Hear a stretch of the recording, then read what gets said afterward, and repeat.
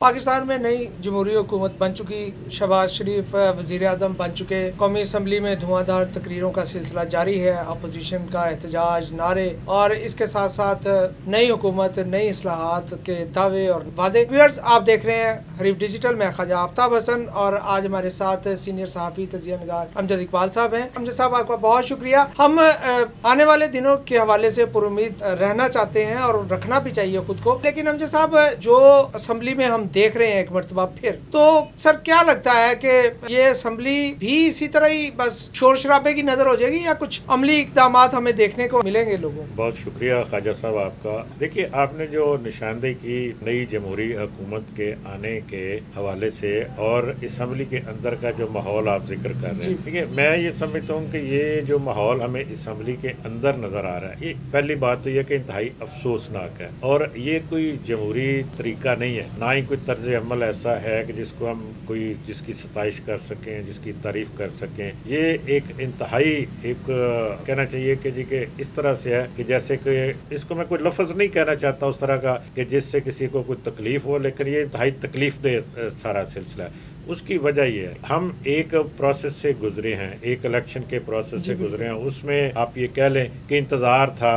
फिर उसमें कैंपेन, फिर एक कौमी सरमाया उसके ऊपर लगा और फिर उसके बाद इलेक्शन हुए। उसके ऊपर तहफ़्फ़ुज़ात हो सकते हैं, सबके हो सकते हैं, सबकी सारी जमातों के हैं, उन्होंने किया भी, लेकिन उसको एट लार्ज आप इस तरह से कह दें कि जनाब ये सारा कुछ एक ऐसा सिलसिला था कि जिसमें पिक एंड चूज हुआ, मतलब एक ये तासुर देने की कोशिश की जा रही है। जी बिल्कुल, ये तासुर ही ये देने की कोशिश की है। इसका मतलब ये है कि जब आप एक पूरे एक कौमी अमल को मशकूक बना रहे हैं तो फिर आप अपनी क्रेडिबिलिटी, मुल्क की क्रेडिबिलिटी जो है उसको मशकूक बना रहे हैं और उसके ऊपर सवालिया निशान उठा रहे हैं, ताकि दुनिया के अंदर हमारा इमेज जो जा रहा है उसके हवाले से आप ये देखिए कि हम लोगों के एतमाद को शेक कर रहे हैं। लेकिन मैं ये समझता हूँ कि जहाँ जहाँ पे भी ये इलेक्शन होते हैं दुनिया के अंदर, वहाँ पे छोटी मोटी शिकायतें तो होती हैं और उनको एड्रेस करने के लिए फोरम्स मौजूद हैं। मैं आपको एक हवाला ज़रूर देना चाहूँगा कि इलेक्शन से ठीक अगले दिन जब ये सिलसिला शुरू हो गया था और बड़े बड़े टीवी चैनल्स पे बैठे लोगों ने इसको मशकूक बनाना शुरू कर दिया था, उसको देखते हुए ये अंदाज़ा हो गया था कि आने वाले दिनों में क्या हो रहा है। इत्तेफाक से मुझे भी एक ट्रांसमिशन में बैठने का मौका मिला, तो वहाँ पे बैठे हुए मैंने उसी दिन ये बात की थी कि जनाब दो चीज़ें होती हैं। आप जो अभी आज भी आपने असम्बली के अंदर जो तकरीरें जिनका जिक्र किया उसमें भी उनका जिक्र हुआ कि दो चीज़ें होती हैं, एक फार्म 45 होता है, एक फार्म 47 होता है, ठीक है। अब आने वाले दिनों में ये इसी के ऊपर ये सारी सियासत भी होगी, लेकिन इसमें जो अफसोसनाक पहलू इसका ये निकलेगा कि कोई आपको फार्म 45 देगा नहीं। ये दावा ज़रूर किया जाएगा, ये क्लेम ज़रूर किया जाएगा, लेकिन एक फार्म 45 वो होता है जो कि हर पोलिंग स्टेशन से पोलिंग एजेंट लेके निकलता है और लेके निकले हुए हैं। ये मैं आपको ये कहता हूँ कि ये तमाम पोलिंग एजेंट्स अपनी मर्जी से, किसी ने कोई गायब कर दिया हो, कोई लेके ना निकला हो, ये अलग बात है। अदरवाइज हर पोलिंग स्टेशन से, ये कौमी असम्बली के हर हल्के में तकरीबन एवरेज कोई 450 के करीब पोलिंग स्टेशन होते हैं और हर 450 फार्म 45 हर जो कैंडिडेट है उसके पास मौजूद होने चाहिए। उसके अगर वहाँ पे पोलिंग एजेंट मौजूद था तो वो लेके निकला हुआ है। अगर किसी को ये कहता है कि जी कि मुझे किसी ने दिए नहीं है, ये आज तक अभी तक किसी ने कोई शिकायत नहीं की। ये सब ये कहते हैं कि हमारे फार्म 45 के मुताबिक हम जीते हुए हैं, लेकिन वो फार्म 45 पेश किसी ने नहीं किए पूरे अभी तक जब हम ये बात कर रहे हैं, इस वक्त तक जब ये दावा किया जाता है PTI की तरफ से कि हमारी 80 सीटें छीनी गई, लेकिन उन्होंने 80 हल्के अभी तक चैलेंज नहीं किए, ना इलेक्शन कमीशन में ना किसी दूसरी अदालत में, अभी तक नहीं किए गए। तो फिर दावा किस बात का करते हैं? फिर जहाँ पे चैलेंज किए गए हैं वहाँ पे आपके पास अगर फार्म 45 मौजूद है, उनको वहाँ पे पेश करें। चले वहाँ नहीं पेश करते तो मीडिया में पेश कर तो सर वो उसी की बुनियाद पे फैसले तब्दील भी हुए, मतलब नताइज बदले गए, बदल चुके और जो हारा हुआ था वो जीत गया। एक दो वाकयात ऐसे भी हुए, उसी की बुनियाद पे था। ये तो बिल्कुल वो तहफ़्फ़ुज़ात हैं जो एक सियासी उम्मीदवार अपने तौर पे शिकस्त के बाद आज खुद अपने बारे में अज्यूम कर लेता है, मैं तो जीता हुआ था, हमें तो वही लगता है। लेकिन सर बात ये है कि अब वो وہ سارا پروسیس پیچھے رہ گیا. اب اسمبلیاں وجود میں آ چکی, آپ ایک نئے جمہوری سفر پر گامزن ہیں, آپ نے اون کیا, آپ نے حلف لے لیا, اور پھر بھی اس کے باوجود اگر آپ کا یہی رویہ رہا, یہی وتیرہ رہا, ٹی وی چینلز مسلسل دکھا رہے ہیں کہ قومی اسمبلی میں کیا کیا جا رہا ہے, ان کے نمائندے, منتخب نمائندے وہاں پہ, ان کی تو بڑی دور کی بات ہے, وہ تو کسی چیز کو ماننے کے لیے تیار نہیں ہے. دیکھیے بات یہ ہے کہ میں یہی اصل میں اس کی جو پچھلی جو حوالہ مجھے دینے کی ضرورت پیش آئی, اس کی وجہ صرف یہ تھی کہ میں یہ جو رویہ اسمبلی کے اندر ہے اس کی بنیادی وجہ کیا ہے. اس کی بنیادی وجہ یہ ہے کہ چونکہ ایک پارٹی الیکشن میں ہار گئی, اس کو اکثریت نہیں مل سکی نا, اس کو اب سادہ اکثریت حکومت بنانے کے لیے اکثریت نہیں ہے. بے شک اس کی سیٹیں ہو سکتا ہے کہ باقی پارٹیوں سے زیادہ ہوں, لیکن جمہوریت کا یہ طریقہ کار یہی ہوتا ہے کہ جس کے پاس بے شک وہ الائنس بنا لے, نمبر زیادہ ہو گئے, وہ کر لے, بالکل ایسے, وہ حکومت بنے گی. پچھلی دفعہ پی ٹی آئی نے بھی ایسے ہی بنائی تھی, اس کے پاس سادہ اکثریت نہیں تھی, لیکن ان کے ساتھ ایم کیو ایم اور دیگر پارٹیاں ملی تھی تو ان کی حکومت بنی تھی. اور اسی طرح سے اب جو نون لیگ اور پیپلز پارٹی اور دیگر جماعتوں نے مل کے ایک حکومت وہ بنا رہے ہیں, تو اس کو وہ برداشت کرنا چاہیے. لیکن یہ جو طریقہ کا جو شور شرابہ اتنا کرنے کا مقصد صرف ایک ہوتا ہے, ایک تو اس سارے عمل کو مشکوک بنا دو, دوسرا اس کا طریقہ, اس کی وجہ یہ ہوتی ہے کہ اپنے ووٹرز کو یہ یقین دلاؤ کہ جی آپ ہارے نہیں ہو, آپ کو ہرا دیا گیا ہے, اور اس کی ایک جسٹیفیکیشن ہے اس کی, اور یہ اتنے زور سے کرو, اتنے شور شرابے سے کرو, اور اتنی قوت سے کرو کہ کسی دوسرے کی آواز سنائی نہ دے اور وہ یقین کر لیں. اور یہاں پہ افسوسناک بات یہ ہے کہ بطور ایک عام شہری کے میں یہ کہتا ہوں کہ ہم اس بیانیے کو اون کر لیتے ہیں, ہم اس بیانیے پہ یقین کر لیتے ہیں جس کا بیس کوئی نہیں ہوتی, حقیقت کے ساتھ تعلق نہیں ہے, لیکن ہم اس کو ہم کہتے ہیں کہ ہاں جی یہ دیکھو سارے کہہ رہے ہیں تو ٹھیک ہی کہہ رہے ہوں گے. مطلب یہ ایک یونیورسل ٹروتھ ہے کہ آپ اتنا شور شرابہ کرو, جھوٹ کو اس تسلسل سے بولیں کہ زور شدت سے. اب معاملہ یہ ہے نا, دیکھیں اسمبلی کے, اب آ جائیں اگلی بات جو آپ نے کی, اسمبلیوں کے اندر یہ سلسلہ, پہلے بات تو یہ ہے کہ مجھے شک ہے کہ یہ ابھی اور چلے گا, چلتا رہے گا, ٹھیک ہے, چلتا رہے گا, تاکہ مسلسل ایک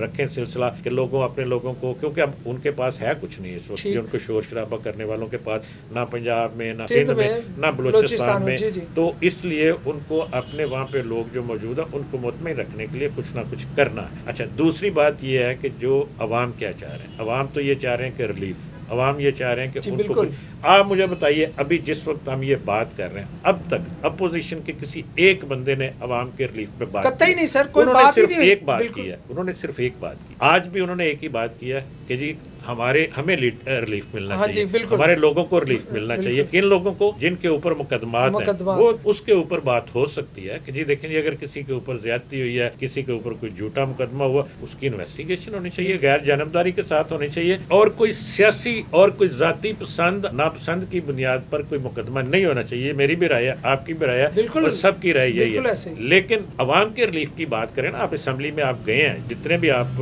لوگ موجود ہیں, 92 لوگوں نے وزیر اعظم کے امیدوار کو ووٹ دیا اپوزیشن کی طرف سے, ٹھیک ہے, تو وہ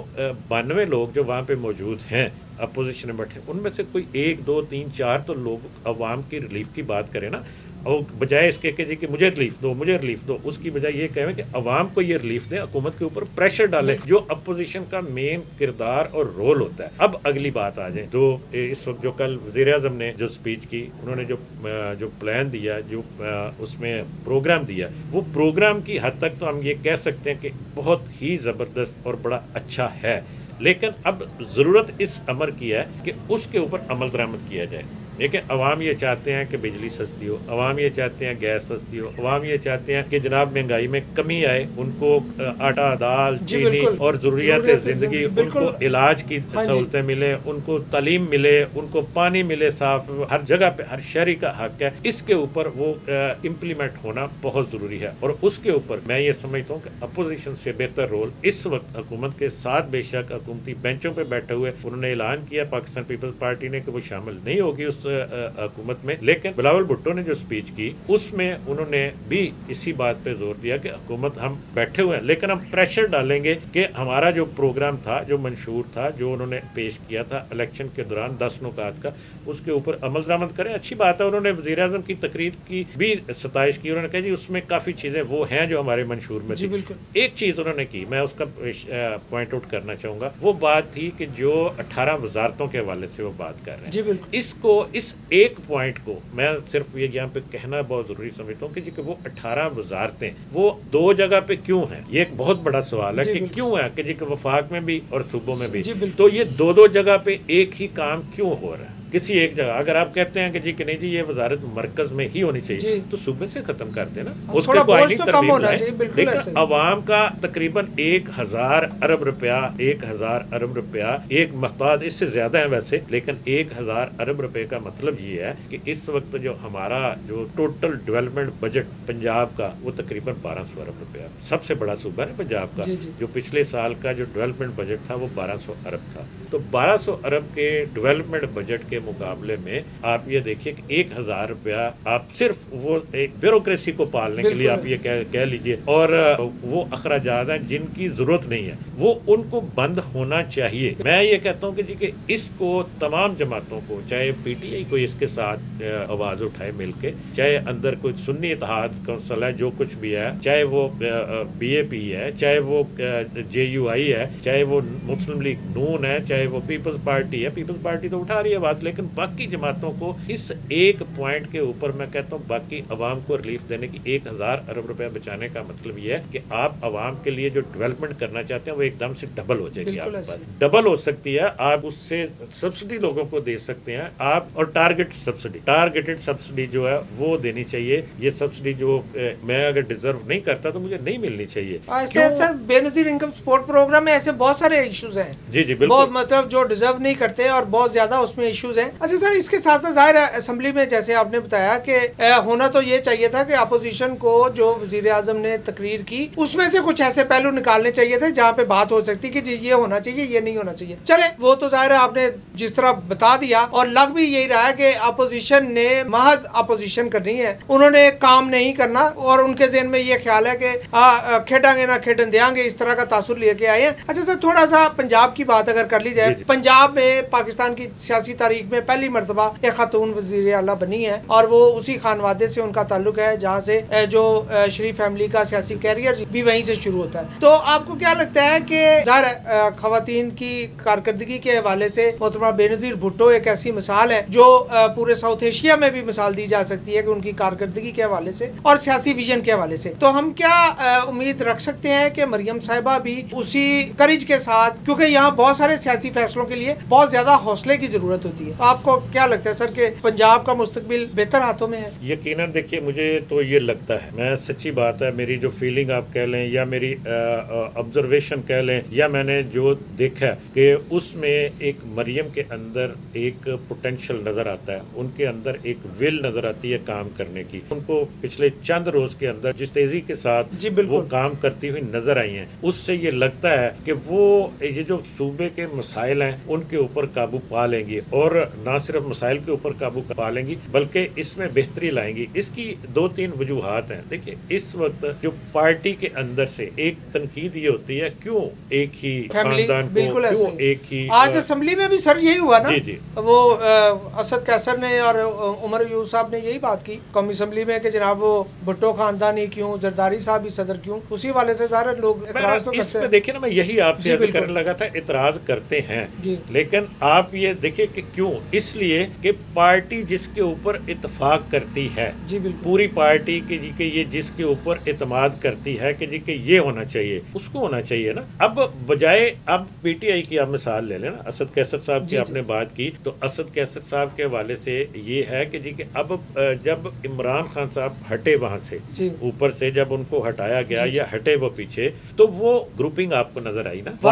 ٹھیک ہے نا، ایک نہیں کئی گروپ نظر آئے کہ مجھے ملنا چاہیے، مجھے ملنا چاہیے، مجھے ملنا چاہیے۔ اب وہ کیوں، میں کہتا ہوں جی عمران خان کیوں، عمران خان اس لیے کہ وہ پارٹی جو ان کی پارٹی کے لیے کہ وہ پارٹی کے تمام لوگ متفق ہیں کہ جی کہ وہ ہونا چاہیے، اگر وہ نہیں ہے تو دوسرا ایسی شخصیت ہونی چاہیے جس کے اوپر تمام لوگوں کا اتفاق رائے ہو۔ ابھی گوہر صاحب اس میں بلا مقابلہ ہوئے، حالانکہ وہ ایک بے اختیار چیئرمین ہے، اس میں آپ کوئی شک نہیں ہے، ٹھیک ہے، اس میں کیونکہ جو فیصلے وہ خود یہ کہتے ہیں، میں نہیں یہ کہہ رہا، وہ خود یہ کہتے ہیں کہ فیصلے جو بھی کرنے ہیں وہ بانی چیئرمین کرنے ہیں، ٹھیک ہے، اگر بانی چیئرمین نے فیصلے کرنے ہیں تو آپ تو ایک ڈمی ہے نا، لیکن اس ڈمی کے اوپر بھی بہت سے لوگوں کے تحفظات تھے ہیں. اب یہاں تک آپ کو پتہ ہے جب یہ دوسری بار الیکشن ہوئے تو اس سے پہلے تو ان کو امیدوار ہی نہیں بنایا جا رہا تھا، انٹرا پارٹی الیکشن ابھی جو ان کے ایسے ہی تھا. بالکل یہ بات یہ ہے کہ یہ فارمولا آپ دوسری طرف بھی لگا لیں. اگر پاکستان پیپلز پارٹی ہے تو وہ پاکستان پیپلز پارٹی کے ووٹر بھی اور جو باقی قیادت بھی ہے، وہ جو خاندان ہے بھٹو خاندان جن کا وہ ذکر کرتے ہیں، تو وہ اس کے اوپر اتفاق کرتی ہے کہ جی ہاں جی یہ ہونا چاہیے، تو پھر اسی کو ہونا چاہیے. اسی طرح سے شریف فیملی کے اوپر جو مسلم لیگ نون ہے، مسلم لیگ نواز ہے، وہ کنسنسس آپ کہہ سکتے ہیں، اتفاق رائے کہہ سکتے ہیں کہ ان کے اندر سے جو بھی ہوگا اس کے اوپر لوگ اتفاق رائے کرتے ہیں، وہاں پہ گروپنگ نہیں ہوتی اس میں. اب کسی کو بھی آپ کر کے دیکھ لیں کہ آپ کسی کو بھی کہیں گے جی کہ یہ فلاں بندہ بہت اچھا ہے، اس کو ہمیں سی ایم بنانا چاہیے پنجاب کا، یا ہم کہتے ہیں کہ جی کہ آپ پارٹی کے اندر سے کسی ایک کو بنا، وہاں پہ آپ کو 5-6 گروپ نظر آئیں گے زور لگاتے ہوئے اپنا اپنا میں ہوں